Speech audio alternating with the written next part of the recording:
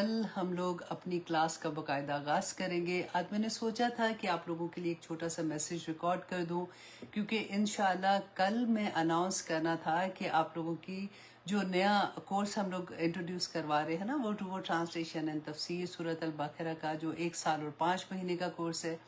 تو میں نے سوچا کہ میں ریکارڈ کر رہی ہوں تو اس سے بہتر ہے کہ میں لائیو آپ لوگوں کو بتا دوں انشاءاللہ جب آپ لوگ سو کے اٹھیں گے، کیونکہ پاکستان اور انڈیا میں تو اس وقت رات ہے، تو انشاءاللہ آپ آرام سے یہ میسیج سن لیں گے اور آپ لوگ کل مینٹلی طور پہ تیار ہوں گے اس کے لیے۔ اور صبح انشاءاللہ جیسے ہی میری ٹیم بھی سو کے اٹھے گی پاکستان میں، تو وہ جو لنک ہے اس کا آپ لوگوں کے ساتھ اسی ویڈیو کے نیچے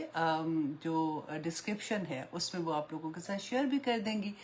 تو میں نے سوچا کہ میں آپ کو تھوڑا سا بتا دوں کہ ہم کر کیا رہے ہیں۔ انشاءاللہ آپ لوگوں نے جنہوں نے دورہ قرآن کیا تھا، مریم خان تھینک یو، آہستہ آہستہ انشاءاللہ صبح تک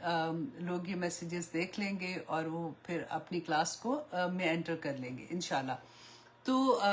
جن لوگوں نے دورہ قرآن کیا تھا، بہت سے لوگوں کو یہ شوق بھی پیدا ہوا کہ جو پہلے سے کلاسز نہیں کر رہے تھے، کہ ہم لوگ اور ڈیٹیل سے سمجھیں کہ قرآن پاک میں اللہ سبحانہ تعالیٰ نے ہمارے لیے کیا احکامات رکھے ہیں۔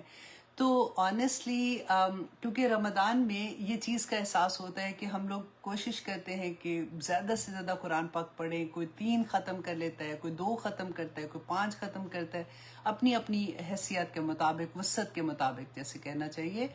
لیکن اینڈ آف دا ڈے ہاتھ میں اس لیے کچھ نہیں آتا کہ ہمیں پتہ نہیں ہوتا کہ قرآن میں اللہ سبحانہ تعالیٰ ہمیں کیا کہہ رہے ہیں، رائٹ؟ آف کورس ایک حرف پہ 10 نیکیاں ہیں، اس کو تو کوئی ڈینائی نہیں کرتا، لیکن قرآن اس لیے تو نازل نہیں ہوا تھا نا۔ قرآن تو اس لیے نازل ہوا تھا کہ اللہ سبحانہ تعالیٰ جو ہمارا رب ہے،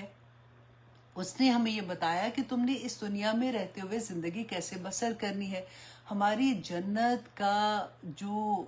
پہنچنے کا طریقہ ہے وہ کیا ہوگا، ہمیں دوزخ سے کیسے اپنے آپ کو بچانا ہے، وہ سارا کچھ تو قرآن میں ہے۔ اور جب ہمیں پتہ ہی نہیں ہوگا تو ہم کیسے سمجھیں گے کہ میرا رب کس چیز سے خوش ہوتا ہے اور ہماری زندگی میں کون سے ایسے طریقے ہیں، کیونکہ اللہ سبحانہ تعالیٰ خود فرماتے ہیں الا یعلم من خلق، کیا جس نے تمہیں پیدا کیا وہی نہیں جانے گا، وہ هو اللطیف الخبیر، کہ وہ تو اتنا لطیف اور اتنا خبیر ہے کہ وہ جانتا ہے کہ میرے بندہ اس وقت کس حال میں ہے اور اس کو کیا چیزیں چاہیے۔ کیونکہ دیکھیے انشاءاللہ کل ہم سورۃ فلق کریں گے نا، یو ول بی امیزڈ، جن لوگوں نے پہلے کبھی اس کی تفسیر نہیں سنی ہے، کہ آپ کو پتہ چلے گا کہ ہم لوگ کتنے ورنیبل ہوتے ہیں، ہم کتنے مشکل آ جاتی ہے کہ کبھی کوئی پرابلم، کبھی کوئی سیڈنس، کبھی کوئی دکھ آ جاتا ہے، کبھی